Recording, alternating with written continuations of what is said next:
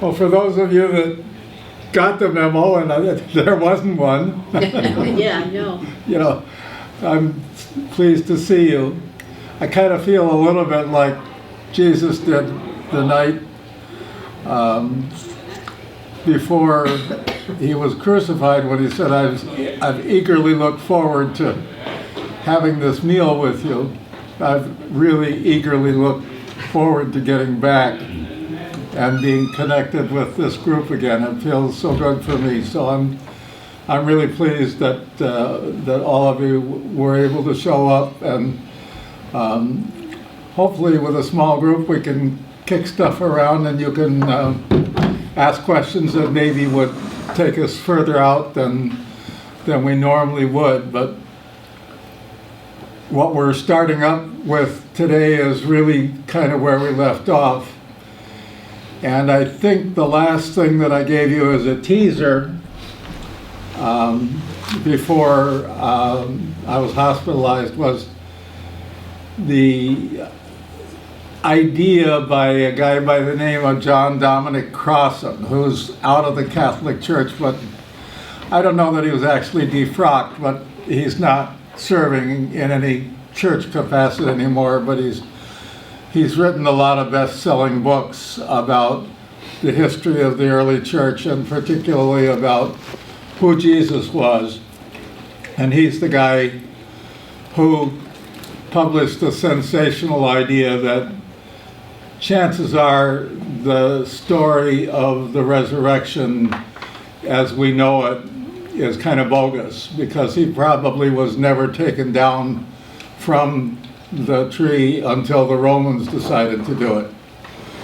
And what the Romans did, he said, and there's some background to that that says it's legit in terms of how they treated the prisoners that they crucified. You couldn't be crucified if you were a Roman citizen. You had to be executed some other kind of way.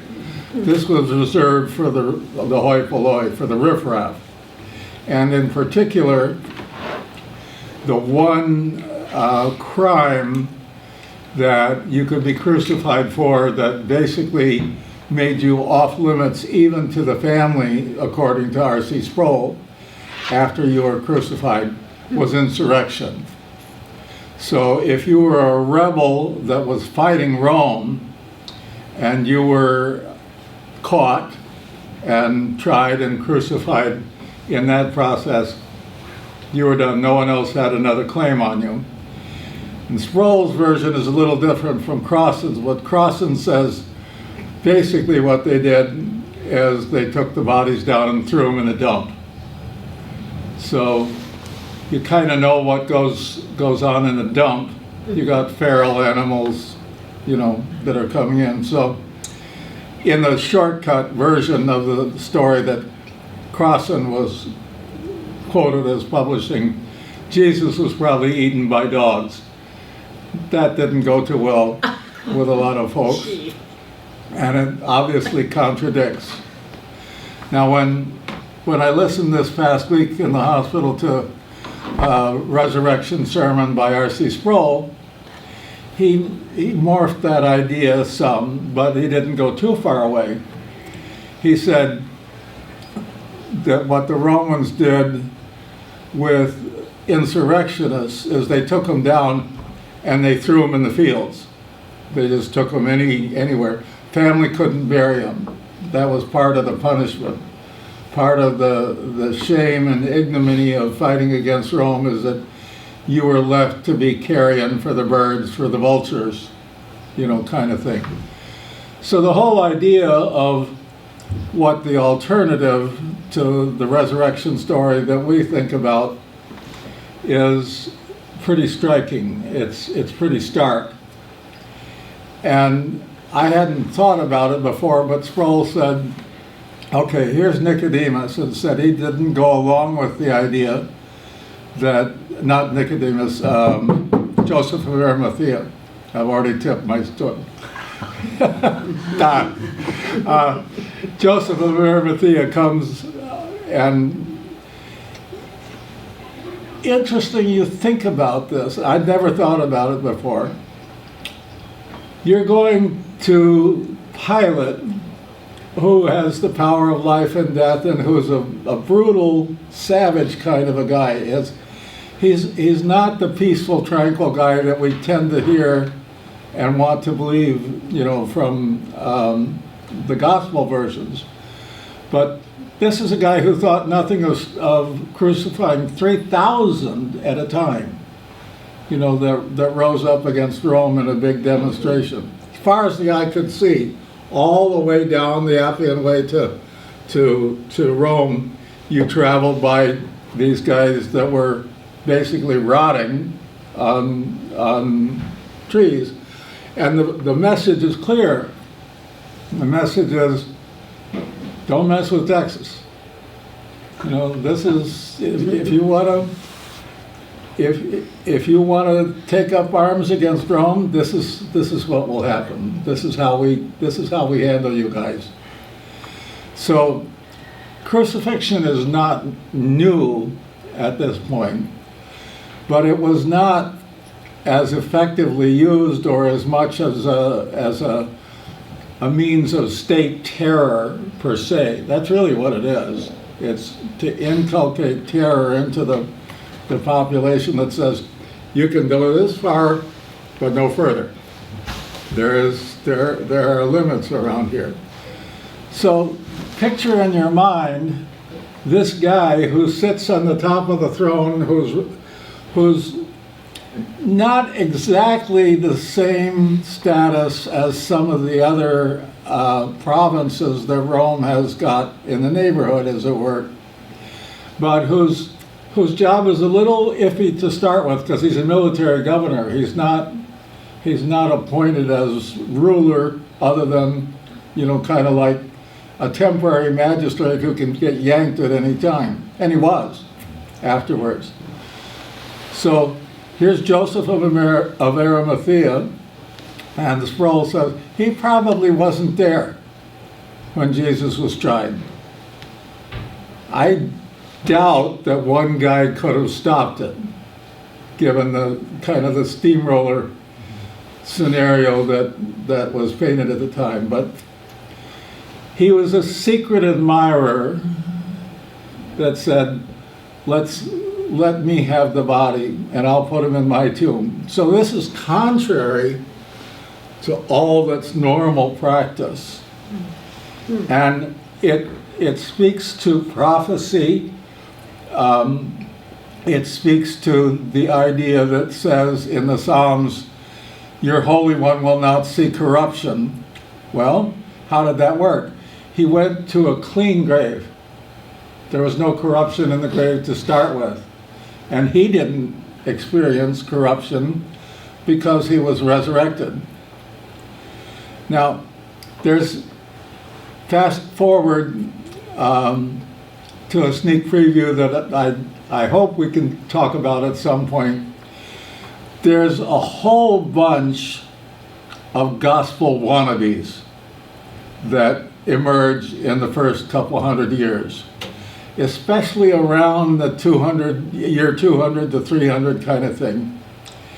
And a lot of them follow a different trajectory, a different path, a different way of thinking. They're kind of in vogue in the past 10 to 20 years, really since Da Vinci Code. Since the movie came out, they became really hot. You know, they become really rediscovered. But you may remember a while back, National Geographic spent a princely sum to try and refurbish and translate the Gospel of Thomas. No, I'm sorry, the Gospel of Judas. Is that a gospel? Well, not really. But they've been given these titles because they're of the same time, and it sells better if it's called a gospel. And they, at the time, knew that. And there were these alternate forms of Christianity that are kind of challenging to us until we start digging and saying, well, it isn't any wonder that the church rejected those You know, they didn't fit the mold. The one so-called gospel of the time that we have just a few fragments for is the only one that I know of that speaks to what happened in the resurrection. And it's the Gospel of Peter. And it ties with about a 3-sentence quote from the letters of Peter in the Bible that is accepted, that we do accept as part of the canon. And there's a whole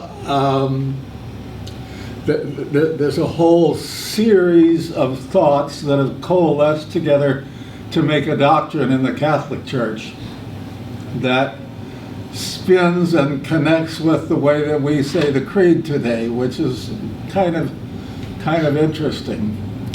We say and did again today, Messiah uses the old form of the Apostles' Creed that said he descended into hell. Why would he do that? Well, there's 2 or 3 different explanations.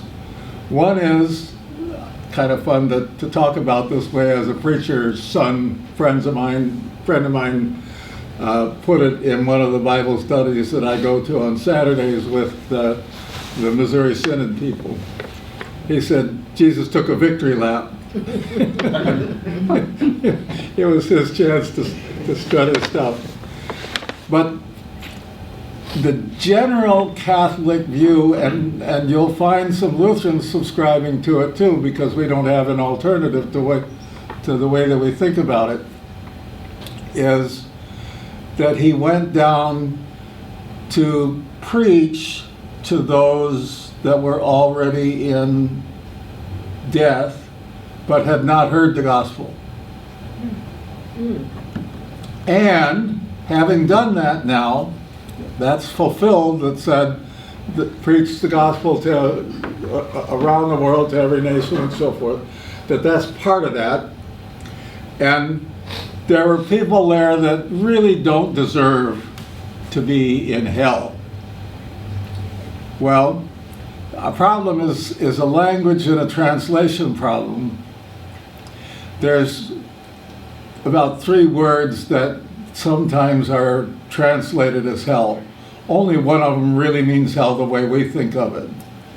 The Jewish view of death and where you go when you go to die, when you die, is you go to a place called Sheol. Sheol is just the land of the dead. It's just where you go. They didn't want to go there. King Hezekiah said, please, as Isaiah is talking to him, please give me a few more months and I'll be good. I'll really help. I'll do a bunch of things. Just give me another 90 days or whatever it is. I do not want to go to Sheol.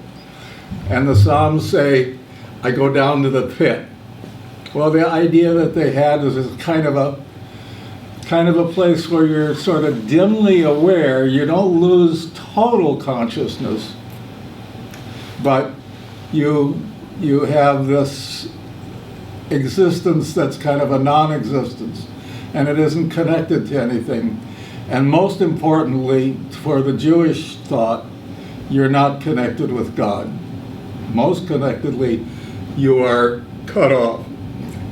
Now, is that right to treat Father Abraham that way? No. Well, that's the question.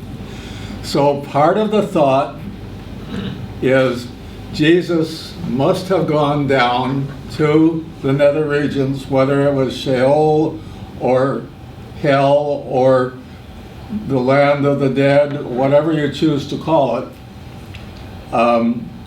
and rescued those who were righteous and took them with him to heaven.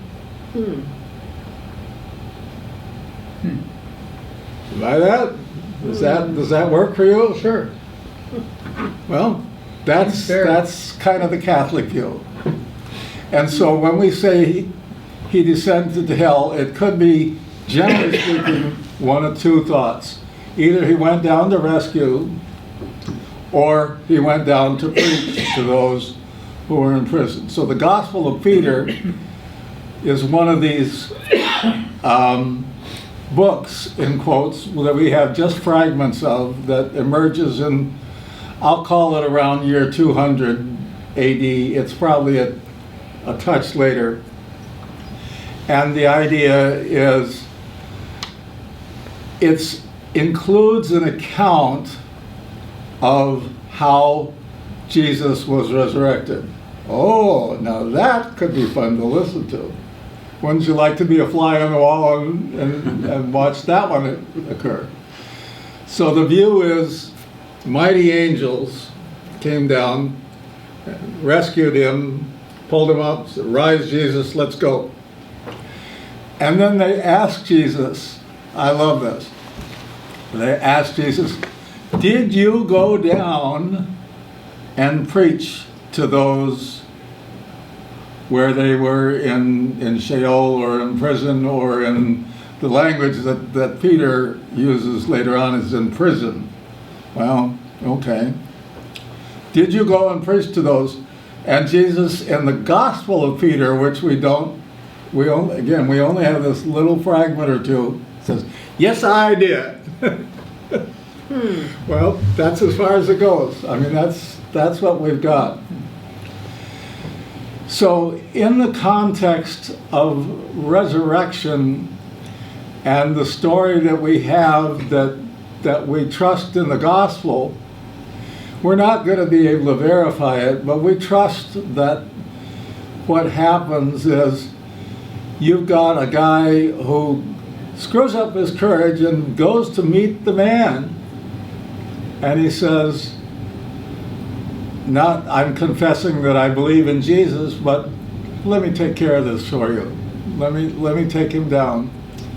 Well, all right, never thought of this before I listened to that sermon. Imagine Jesus nailed to the cross, and now you got one guy going to go and fix that? Is he going to go up and he's going to pull the nails out and take the body down and haul him off to the bed? Probably going to take more than one guy. You know, if you've ever moved dead weight of a human body, you know, Anne's mother had to take care of her father when he was an invalid. I can't imagine her taking care of me that way, you know, and moving this body. It's just too much. So chances are, who did he take with him? Well, he probably took the other guy that we know about, who was also on the Sanhedrin, and who also was a secret admirer, at least, if not an outright believer. We think, historically, we think he came to be a believer afterwards.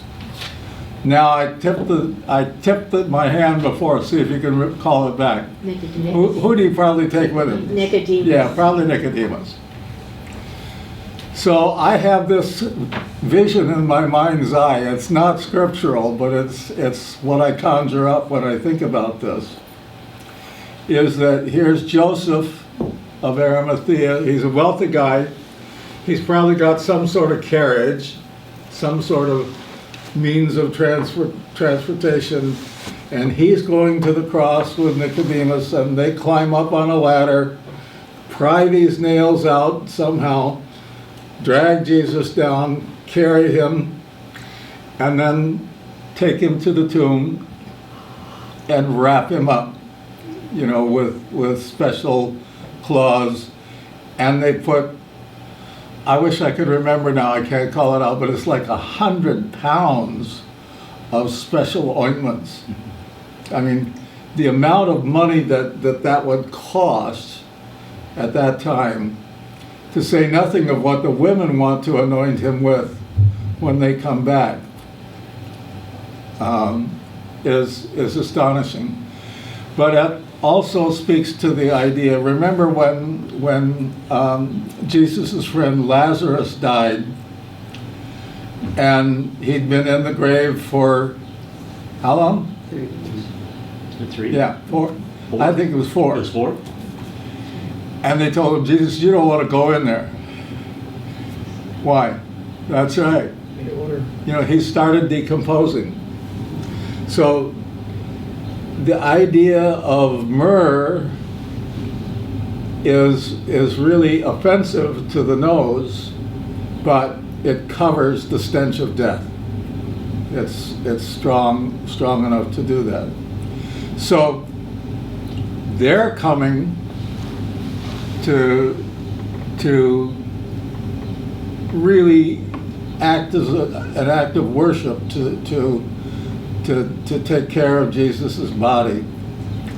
Now, I want to tip my hand a little bit coming up. I'm not sure if we're going to have enough time to talk about it, and you're going to have to tell me privately if you think this is a good idea or not. But one of the problems that these guys like John Dominic Crossan and others that are secular historians especially charge and challenge the church with and say the Gospels are fakeroos, they're not true accounts, because they don't agree.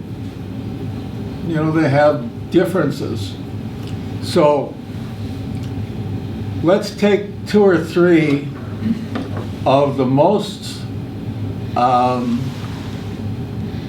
the best known elements of Jesus' passion, the end of his life, when all the Gospels report it. All four of them have accounts. And lay them side by side and say, who was there, who said what happened, and so what?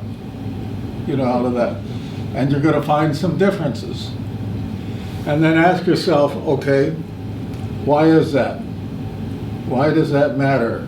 Is that something that we need to delve into? That's part of what I want to talk with you about today, and part of what I think we should kind of clear out some underbrush before we start actually looking at the Gospels per se. Because what I want to shift to now, as we've begun talking about gospel, is talk now about the written Gospels. Where did they come from, and how did they arrive, and why are they different? And there's some simple answers and some that are more complex. And both historians that are faith-based and secular are in fundamental agreement on several aspects of this that help to go to explain why the differences. They draw different conclusions as to what you should think because of that. But when we look at how the Gospels were formulated, the written Gospels that we're talking about now, it's important for us to keep in mind that these were never intended to be blow-by-blow 6 o'clock news. These are not historical accounts in the traditional sense that we've come to see them. The whole idea of books and bound copies of testimony is relatively new at that point. The scriptures that they have are not in book form. You know, what form are they in? The Old Testament. Scrolls. Yeah, they're in big scrolls. And to find your place in a scroll, you got to do some unwinding, you know, to get down to it. So that's why when Jesus does his first sermon in his hometown, they hand him the scroll and it's ready to go. You know, it's ready to read the passage of the day. Someone opened that up and got it ready for Jesus. And I think that's part of the tradition that the Catholics still observe today. If you go to a Mass today, if it's at all high Mass at all, and they have enough workforce, enough manpower as it were, they're going to have someone like Owen, my grandson, carry the Bible in and open it. The priest won't do that. The priest will just read the passage while someone else actually holds it for him. It's a reverence for the scripture and the process that they have. But that's I think part of that tradition. Okay, so we go back to I don't know why it's moving up. So why do we write Gospels in the first place? Well, one of the things that we haven't kind of zeroed in on as much, that I'll just whiz through, is it's again the idea of, most historians will say it's useful to us to get a perspective on where we are now and where we've come from if we understand our past, if we understand what gave rise to this. And it was not a sure thing. So if you're a faith-based person, you say this is the work of an outside agency. What am I talking about? Who's at work here? The Holy Spirit? The Holy Spirit, absolutely. If you're a secular historian, you talk about the confluence of factors, or you talk about, well, this led to that, and this led to that, and so forth. But the biggies that I'd hoped at some point that we would spend some time on each one, they all tie, especially for Lutherans, even more so for Lutherans than for Catholics today, because Catholics kind of veer off at about the time of Constantine. Within the first 400 years, they're going to branch, and they're going to have some internal fights. You know, we're going to get a split eventually by the end of the first millennium, and the Eastern Orthodox is going to go a separate route, and Catholics are going to do a separate route. And several hundred years later, along comes Martin Luther and all the other reformers and say, you guys have taken us down a path that we don't want to go, you know, because it's not grounded in Scripture. But what is grounded in Scripture, and where there is substantial wrangling in the early years, is things like, who's Jesus? And the fundamental question that they have to ask themselves is, when you answer the question, who is Jesus, it's still with us today. Is he a great man? Is he a wonderful teacher? Is he a terrific humanitarian? Is he someone I can model my life on? Or is he God himself? Is he the Messiah? And when I was a kid in particular, growing up in the Missouri Synod and hearing Scripture read, and wherever Paul would go, wherever he would stop, remember, he's not talking to Jews. He's talking to people who don't have any background in this. He spends a lot of time telling them who Jesus is before he starts digging into what Jesus represents and what God is doing, which is his focus. His idea of the gospel is, what is God doing? If you want to look at the evangelicals today, their idea is, yeah, that's fine, but I'm more interested in what Jesus is doing. I want the red letter part. You know, I want to read what Jesus said, because that's really what I'm all about. So there's kind of a little bit of a twist. Go ahead, comment. That's interesting. I got to think about that some more. But yeah.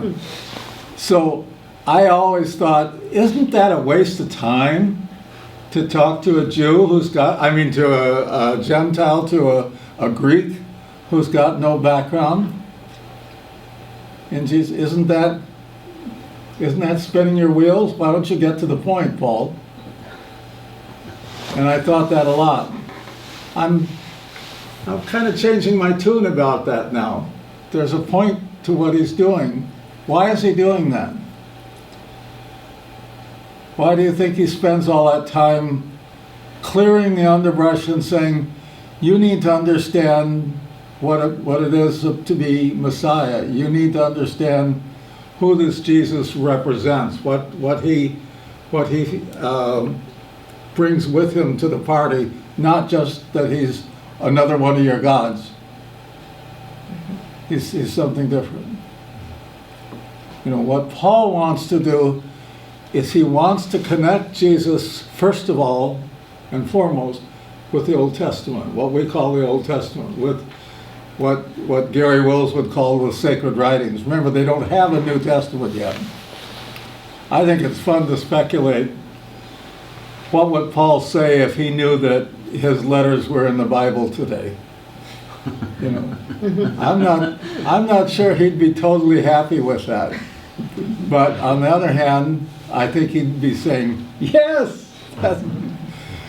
Because, you know, the reality is he's driving home what's changed with Jesus and how that's all tied to the promises of the Old Testament. I think I've mentioned this before, but I'll give you the short course on what he says is how it's going to work out. Paul is preaching not to Jews primarily, he's preaching primarily to Gentiles, meaning us, meaning non-Jews, okay?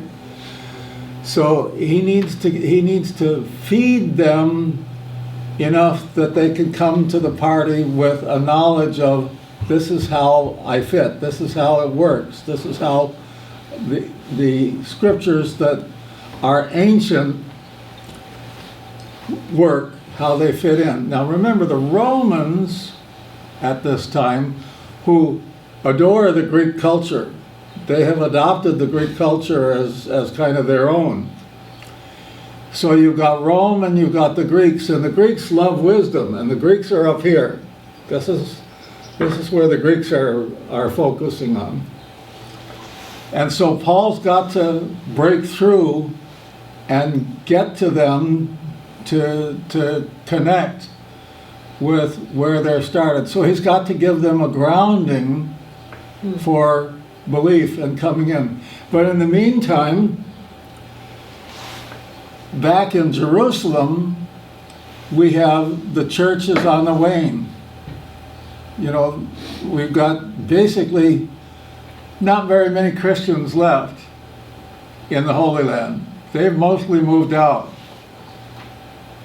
When did they leave? And why did they leave?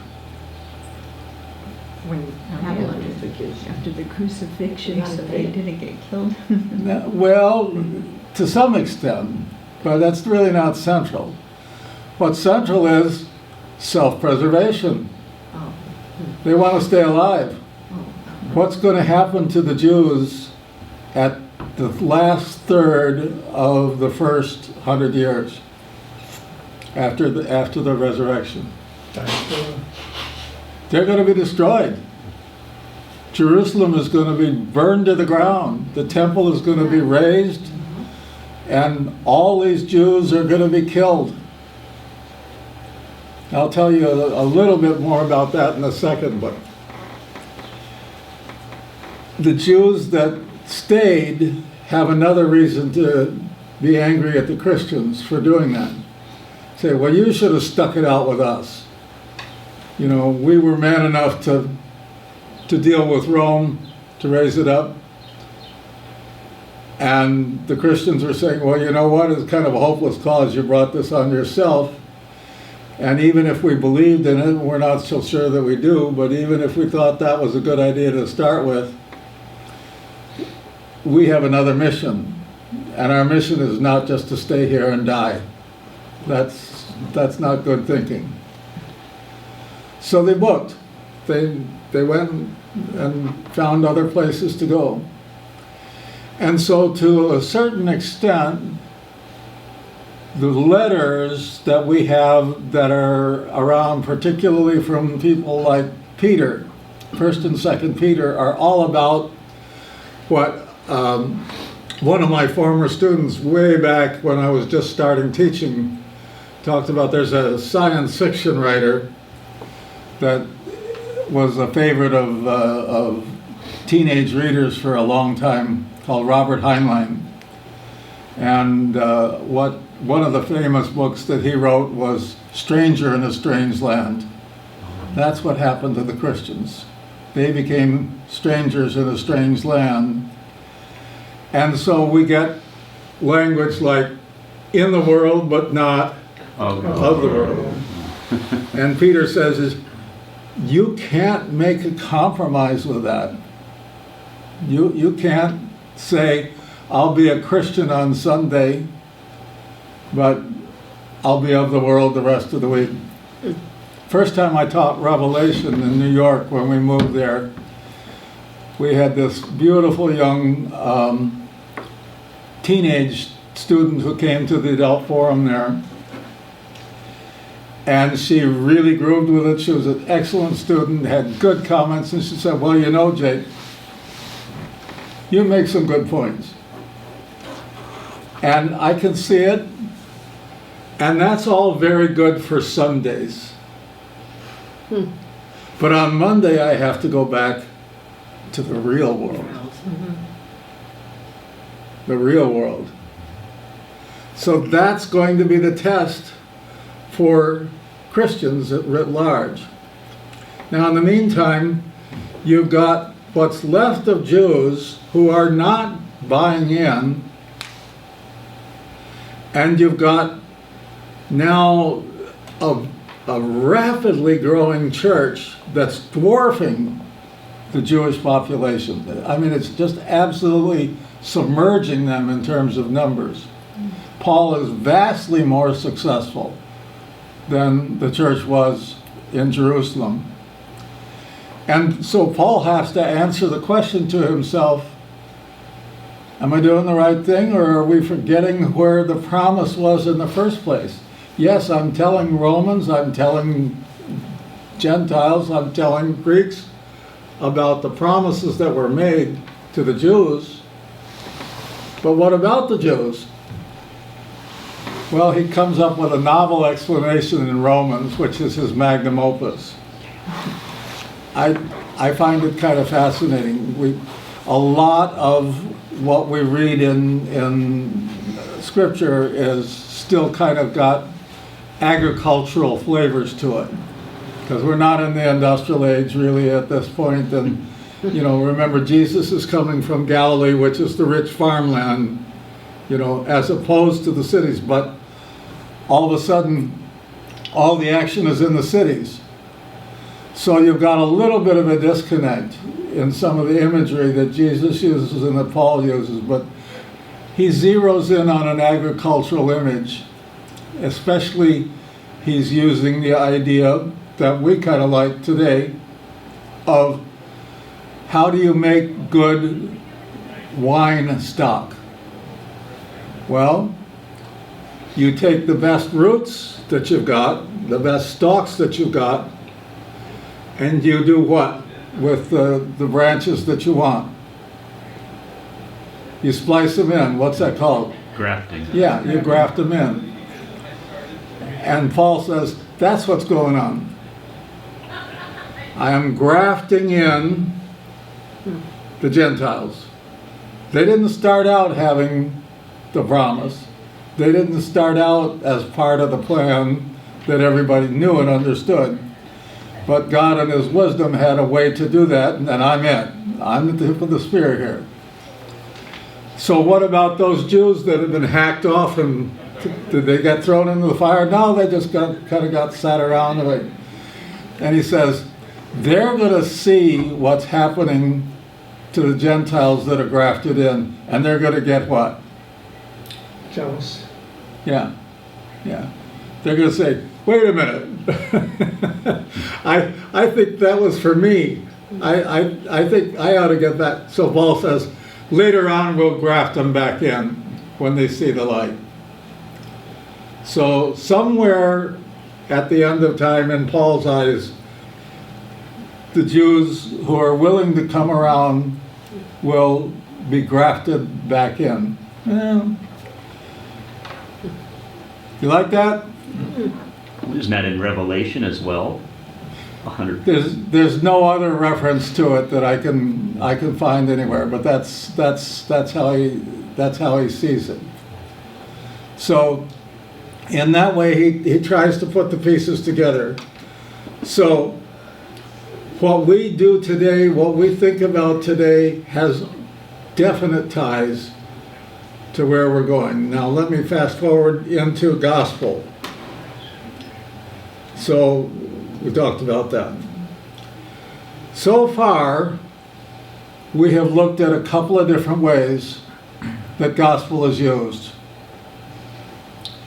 And we've noticed how gospel starts out sounding like one thing in the simplest explanation that says it's a proclamation by someone in power that says there's good news here and here's the good news because it's usually because the emperor or the king has won a great victory and you get to share in it.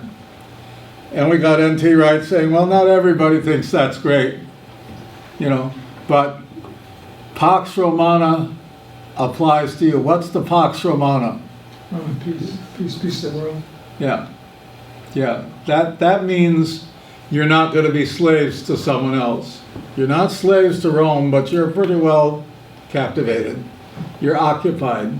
You're not totally free in all that. But for Paul, we've already seen things morphing to where the gospel, the good news of the gospel, and remember, when I took a look and tried to break it down and see if some translations said good news more often than gospel, it breaks a lot more evenly than I ever would have thought, it does. So the good news is almost interchangeable. When you see a Greek form of euangelion, that word that they use to describe gospel or good news or the proclamation of same, it has to do then with Jesus, and it becomes the Jesus story. Not just Jesus himself, which is where Paul starts, but where we are morphing to again, where things are going to happen now, is the good news is going to be a little different. It's going to be written instead of orally proclaimed. It's still a proclamation. Important to keep that in mind. It's still going to be something which we teach and tell, and that we put out there. This is for you. This is for you to understand and believe. So it's still in the realm of proclamation, but it's a sea change when you start to do it on printed pages, as it were. And there's several reasons for it. The most important, I think, is the one that we've kind of alluded to start with. And that is, most historians would say the culmination of about 4 years of rebellion that the Jews put in what's come to be known sometimes as the First Jewish War is the burning of the temple and the sack of Jerusalem.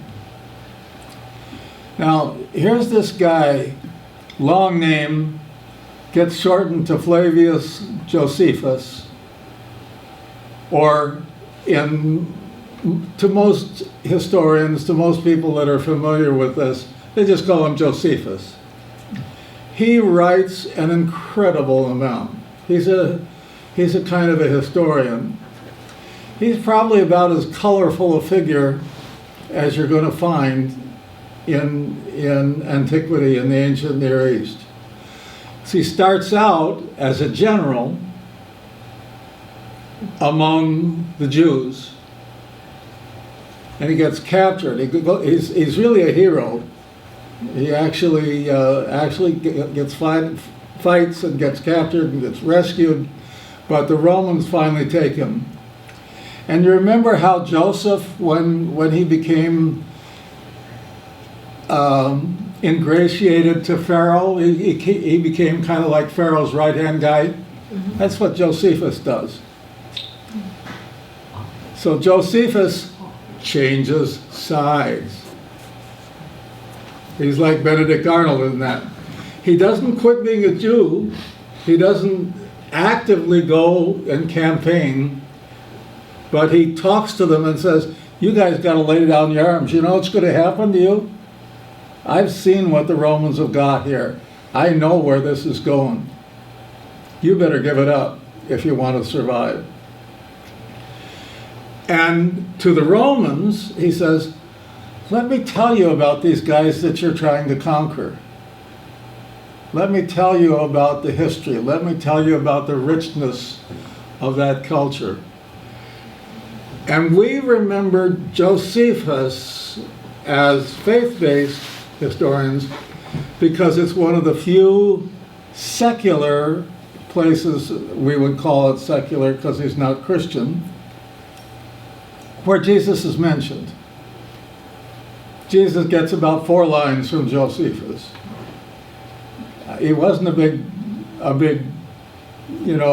event at the time, but Josephus did see fit to mention him and say what the story was about Jesus at the time. Now, check this quote out. I think it's kind of interesting. I picked it out of what the Ligonier people say was Sproul. I'll give you a second to read it.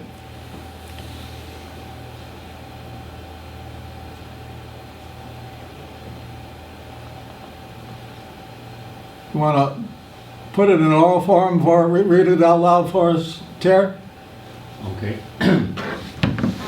Now here it is, now here it was that upon the many hardships which the Romans underwent, Pompey could not but admire not only at the other instances of the Jews' fortitude, but especially that they did not at all intermit their religious services, even when they were encompassed with darts on all sides. For, as if the city were in full peace, their daily sacrifices and purifications in every branch of their religious worship was still performed to God with the utmost exactness. Nor indeed when the temple was actually taken and they were every day slain about the altar did they leave off the instances of their divine worship that were appointed by their law. For it was in the 3rd month of the siege, before the Romans could even with great difficulty overthrow one of the towers and get into the temple. It's a fascinating story to read about this war. The Jews were ferocious fighters. Rome was particularly adept at putting down rebellions, but the Jews cost them more than anybody else ever had. It took them years to finish the Jews off, and they actually had to change generals because the general who was in charge had to go back and tend to some things. He was on the way up in Rome, so he had to delegate the job to finish to one of his generals, and they did so ruthlessly. They did so thoroughly. But even as this is Josephus now, he can be excused a little bit because we know his mission. His mission is to lift up Jewish culture and to promote the idea to the Romans. Let me tell you why you're having a hard time. Let me give you who these guys are. Let me give you a little bit about the background here and about the culture. So this is from one of his most famous books that every historian of the ancient Near East knows about, called The Antiquities of the Jews. The Antiquities of the Jews is about yay thick. and so, that's just one of a dozen. You can get all kinds of Josephus books in the public domain, but if you want to have one in your library, I think the cheapest one that I saw was like $12, used, online. I mean, he's still in print. He's still a hot property in terms of being out there for people to look at. Okay. So now we're moving toward written Gospels. And I told you that I think the most important single event, or the most important single factor as to why we're going there, is this war. This war shocked everybody. My favorite description of how severe this was is, we all know, we've all heard about the story of Masada. We probably wouldn't know about it except for Josephus. And there's a few historians, not everybody, but a few who are poking holes and saying, well, Josephus is blowing a little bit of smoke because he's such a Jewish apologist. They probably didn't all commit suicide. Well, Josephus says they did. It's about 20 miles away, way up high. If you're on the 210 heading into LA on a clear day and it's a rise, you can see the skyscrapers, and it's a glorious sight to do. You don't get to see it every day. Josephus says everybody at Masada saw Rome burning. That's how bad it was. Jerusalem. You mean Smoke. Jerusalem. Jerusalem.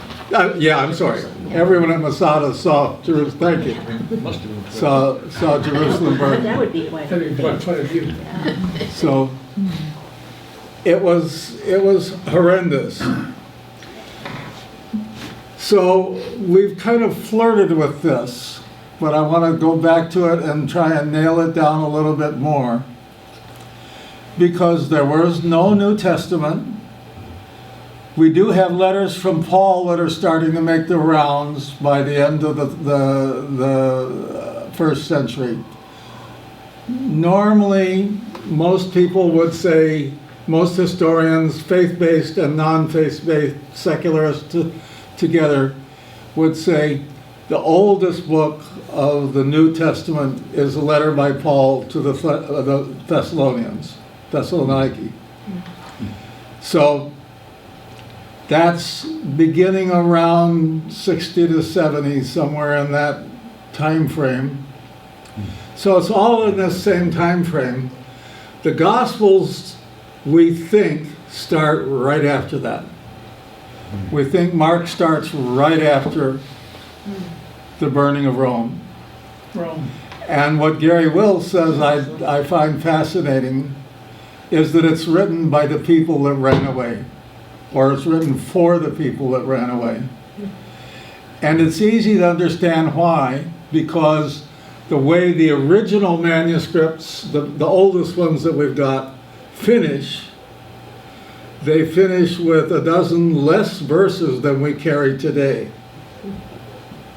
It ends with the words, "and they were terrified." And it has to do with, remember we talked about briefly the idea of looking at the different accounts of the resurrection and who went out to the tomb. That's one of the biggies. Who went out to the tomb? What did they encounter? Who did they see? What did they say? Same thing is true with Palm Sunday, coming into town. What did the crowd say? It's different, depending on what you read. So, in this case, we've got, lost my thought for a second. Where was I? Oh, oral tradition. What we've got is stories. And I don't mean by that kid stories. I don't mean to say just, stuff that's conjured up to tell it. These are reminiscences. These are, did you hear what he said? What did he say in your presence? And it's important for us to have a perspective on pre-literate cultures. Remember, most of these people don't read and write. It's important for us to keep in mind that it's not like how we see oral either O-R-A-L or A-U-R-A-L today. Probably all played the game at some point where you start at one end of the room and you say, I'm going to whisper it to the next person and pass it on and make sure that you get it right before you pass it on, and then see how it sounds by the time it makes the room. That's not the way it worked. And it still doesn't work that way in some of the ancient cities, ancient villages that are still around today. There's still people who operate on this level. And there's someone in that community, even today, that is the keeper of the faith, that says, even if the community doesn't have it in common, there's someone that they go to that's an authority that says, this is the way it should be remembered.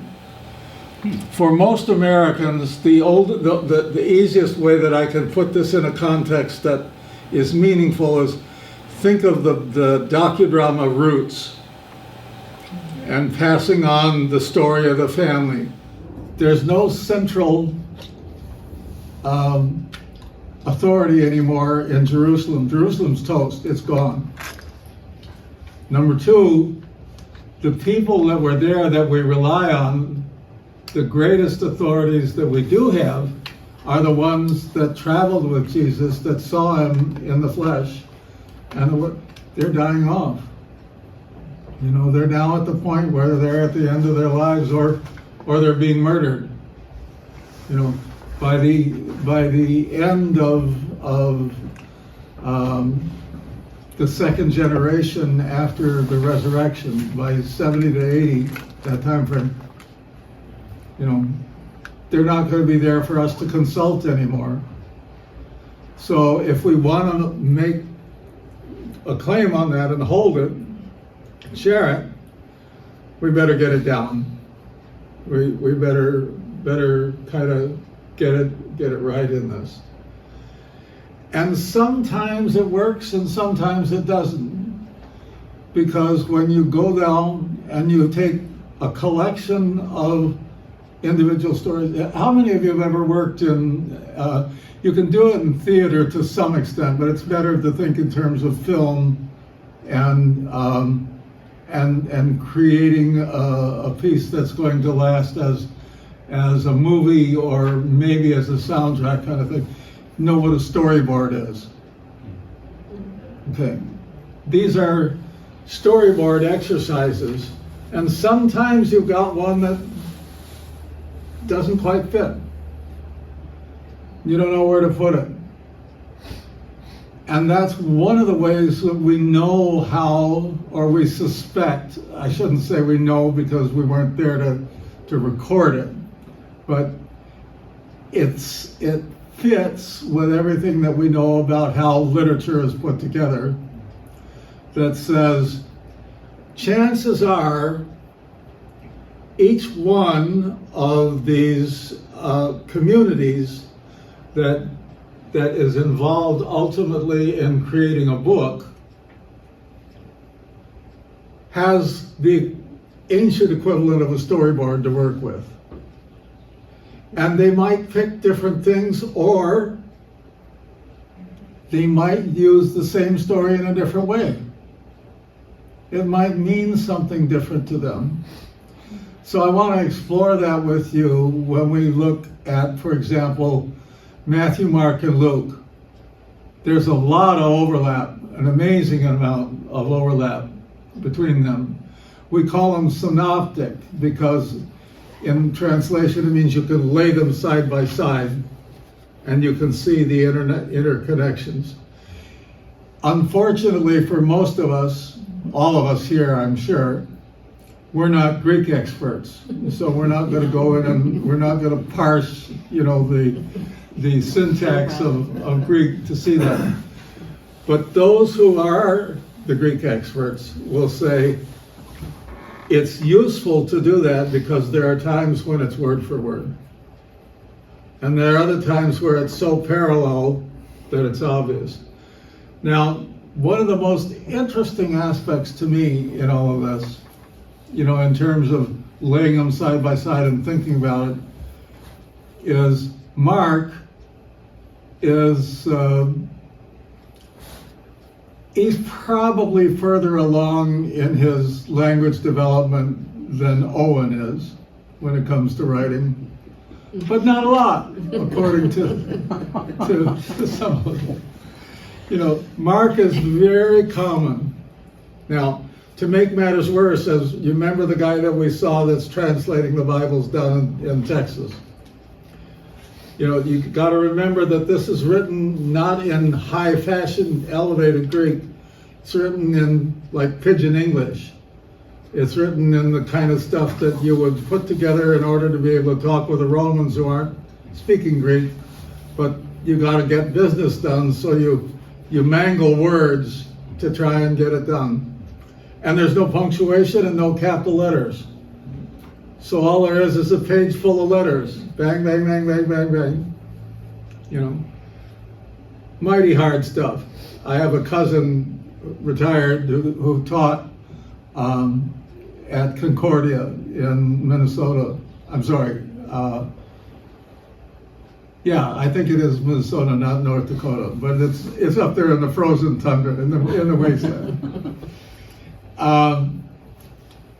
And he actually did a translation of Mark that he sent to me because he wanted to go through the exercise and do it. And he likes the RSV, which is the one that we kind of started with back in the 50s. Lutherans and most of Protestant world, and then the Catholics quickly jumped on board and said, this is the best that we can do with kind of a modernized King James, keeping as much of King James as we can, but using better English. Same sort of idea. So whenever Matthew encounters Mark, he says, I'm going to clean this up.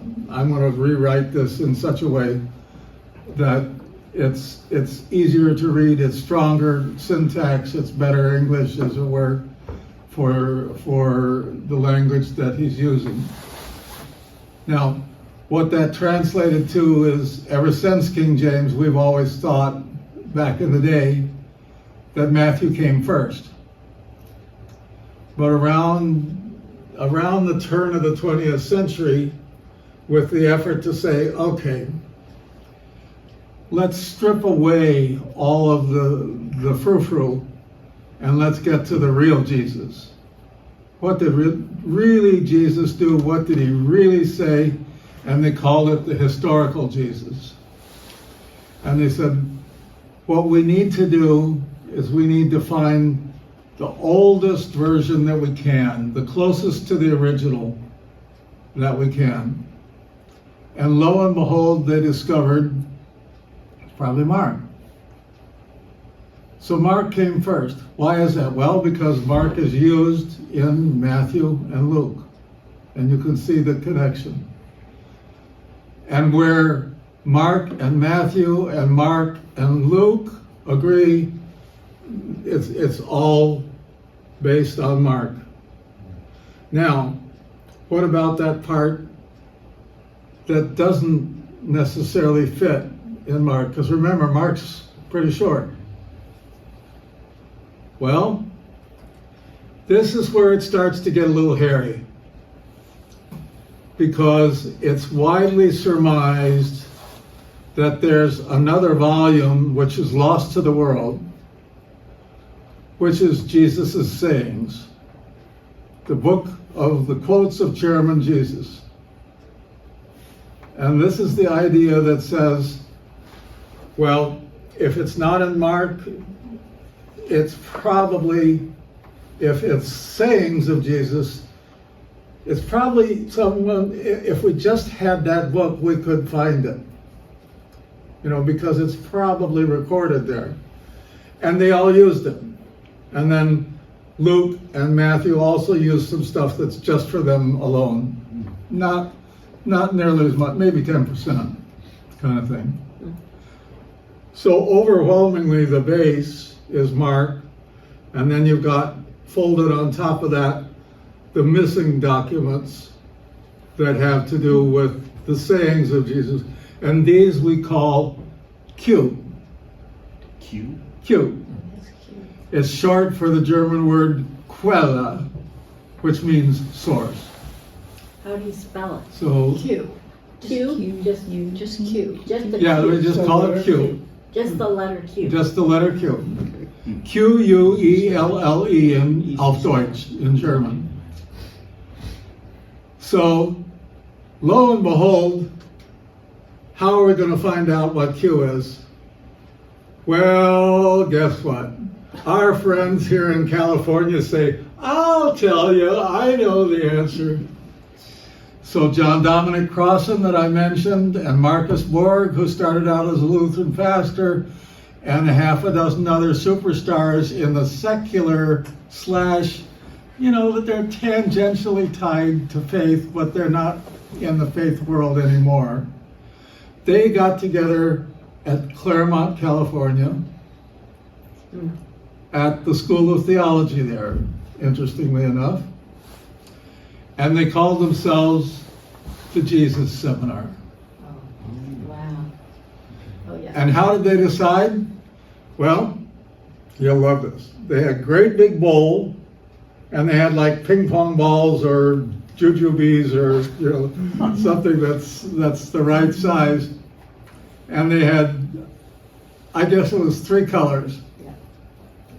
Red, black, and pink, or red, black, and white. One of them says, definitely that's Jesus. Yeah, he would have said that. That's it. It may not be marked, but it's Jesus, all right. We think it's widely attested, so we'll vote for that.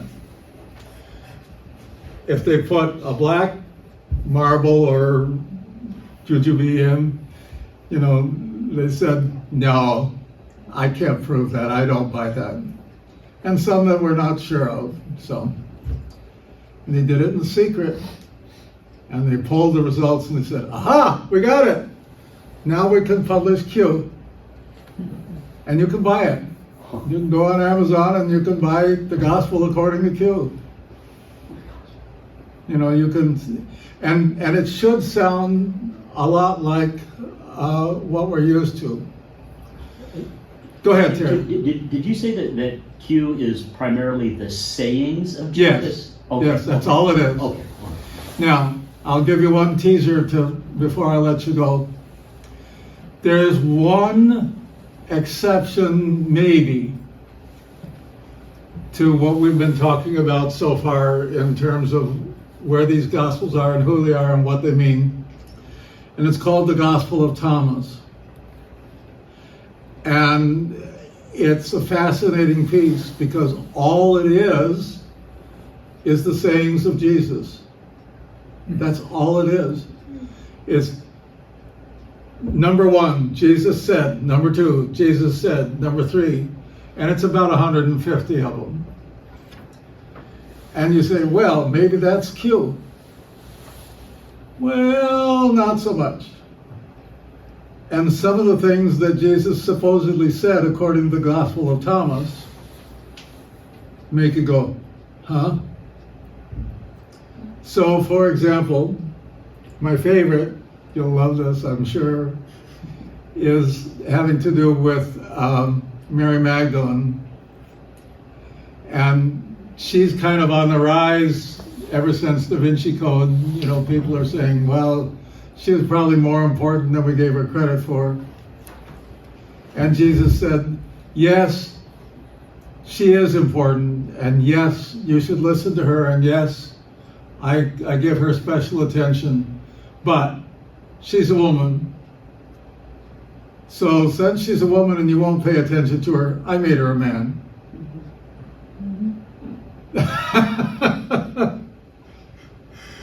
So remind me, and we'll take a look at some of the other fun sayings.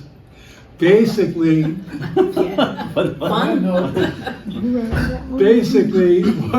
what the Gospel of Thomas is something that was written at the same time, and some of the Jesus says are very familiar. They're different. They have their own slant, but you can recognize some of them. Maybe a third to a half. And some of them are way out there. But fundamentally, nobody says nowadays that it really was written by doubting Thomas. Nobody. And nobody says that any one of the disciples would have said, yeah, that's the master talking. Nobody subscribes to that. And finally, nobody would say, I can show that this came from the original community. So even though the timing is relatively close, and that's usually a sticking point. Usually these so-called gospel wannabes that I started with, usually they come later, as in 100 years or more later. Thomas isn't like that. Thomas seems to come from about that time. You can look it up online, you can read it in multiple translations of people that have translated. You'll have some fun when you read some of them. But most of them are head trips. Most of them are part of or so closely related to what we call the Gnostic Gospels that are all about knowledge and secret mystery faith. Jesus said things like, oh, I can't pull it together and say it properly, but it's like, if you think about what you want to be and you let that shine, then you will become what you need to be. It's that seeker mentality. It's that I want to be in charge of me. It's that I'm in the front of this religion kind of thing. And so it's been rejected as non-canonical. But it's very interesting, and it's fun to read if you want to tickle your ivories a little bit and play a different kind of music than you're used to when you think about it. Go ahead, Terry. Do they think that John's gospel also referenced Q, or not? John was out. He's on his own. That's an interesting thought. Because you mentioned Matthew and Luke. Yeah. But I didn't hear you mention John, so that's why I'm asking. Can't give you a good answer to that. That's fine. That's fine. I'm just curious. John is written in part, I think, to answer those guys. John is got a different audience, and one of the things he starts out with is the language that we all love in John 3. You know, those first 20 verses of John are part and parcel aimed, I think, at the tendency that's already out there. Most people would date this big heresy called Gnosticism as coming in strong, maybe around just before the year 200. But John, most scholarship is starting to move in the opposite direction from where they started, and they're saying maybe he's as early as the year 90. So maybe we are at the point where we've got all 4 written Gospels penned in the 1st century. That's possible. And maybe even Revelation comes at that point in time. Revelation was sold in part on the idea that John wrote it. It's written by a guy called John, but most scholars today, I think, would say, no, it's a guy that we give another name to. We call him John the Elder. But he's not John the Apostle that Jesus loved. But there's a fascinating tradition that says they wanted to kill John just like they killed the others, and they tried and they couldn't. And when they couldn't kill him, they banished him instead. Put him on the island of Patmos and figured, out of sight, out of mind. Yeah, exactly. We'll have some fun with that coming up. But if you want to get yourself primed for when we get back together and look at differences and similarities and connections between those written Gospels, just pick something that interests you, like the entrance into Jerusalem, or the women going out to the tomb, who's going in there, and read it in all four. And make yourself some notes to keep hold of and say, which of these two, or like Sesame Street used to say, which of these is not like the others? Well, none of them are like the others. Which of these others are not the same? And see if you can make some sense out of that. And then we'll talk about that. Okay. Thank you. See you in a couple of weeks.